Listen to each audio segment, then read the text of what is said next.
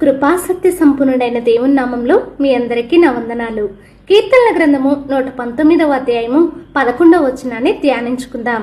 నీ ఎదుట నేను పాపము చేయకుండానట్లు నా హృదయములో నీ వాక్యమును ఉంచుకొని ఉన్నాను.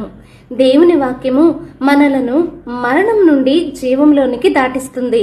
ఇంకెన్నటికి ఏ విధమైన పాపము మనం చేయకుండానట్లు దేవుని సన్నిధిలో ఆయన సేవకుల ద్వారా దేవుడు మనతో మాట్లాడిన వాక్యమంతటిని ఎల్లప్పుడూ మన హృదయంలో స్థిరపరచుకుందాం.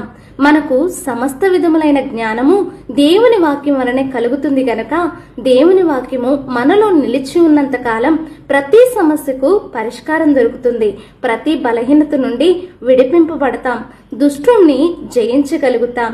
మన రాకపోకల్లోనూ పని బాటల్లోనూ అవసరతలు అక్కర్లన్నిటిలోనూ దేవుని సహాయాన్ని ఎల్లప్పుడూ పొందుకుంటాం గనక దేవుని వాక్యానుసారం జీవించి జీవమును ఆశీర్వాదమును మనం ఎల్లప్పుడూ పొందుకుందుముగాక. ఆమేన్.